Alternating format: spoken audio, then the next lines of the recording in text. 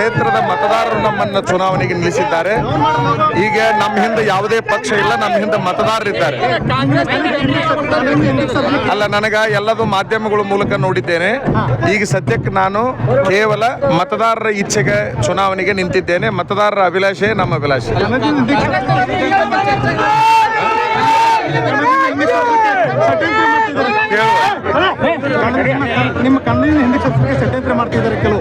ನನ್ನನ್ನು ಹಿಂದಕ್ಕೆ ಸರಿಸುವಂತಹ ಯಾವುದೇ ವ್ಯಕ್ತಿ ಭೂಮಿ ಮೇಲೆ ಹುಟ್ಟಿಲ್ಲ. ನಿಜವಾಗ್ಲೂ ಕೂಡ ಅವರೇನು ನನ್ನಿಂದ ಬಯಸಿದ್ದಾರೆ, ಜನಗಳೆಲ್ಲ ನನ್ನಿಂದ ಏನನ್ನ ಬಯಸ್ತಾ ಇದ್ದಾರೆ, ಬಹುಶಃ ಅದನ್ನ ಗುರಿ ಮುಟ್ಟುವಂತಹ ಪ್ರಯತ್ನವನ್ನು ನಾನು ಯಾವುದೇ ಪರಿಸ್ಥಿತಿ ಒಳಗೆ ಮಾಡೇ ತೀರ್ತೇನೆ.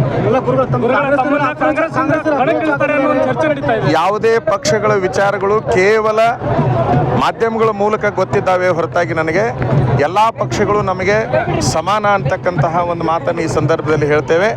ಆ ಎಲ್ಲ ಪಕ್ಷಗಳು ತೆಗೆದುಕೊಳ್ಳುವ ತೀರ್ಮಾನ ನಮ್ಗೆ ಯಾವುವು ಗೊತ್ತಿಲ್ಲ. ಗೊತ್ತಾದಾಗ ಅದ್ರ ಬಗ್ಗೆ ನಾವು ಸಾರ್ವಜನಿಕರ ಮುಂದಿಟ್ಟು ನಮ್ಮ ನಿರ್ಧಾರವನ್ನು ಅಲ್ಲ, ನಾವು ಯಾವುದೇ ಪಕ್ಷಗಳ ನಿರ್ಧಾರವನ್ನು ನಾವು ಸ್ವತಂತ್ರವಾಗಿ ಏನು ಹೇಳಲಿಕ್ಕೆ ತಯಾರಿಲ್ಲ. ಈ ಎಲ್ಲ ಸಾರ್ವಜನಿಕರ ಮುಂದಿಡ್ತೇವೆ. ಅದಕ್ಕಾಗಿ ಇನ್ನೊಂದು ಸಭೆಯನ್ನು ಕರಿತೇವೆ.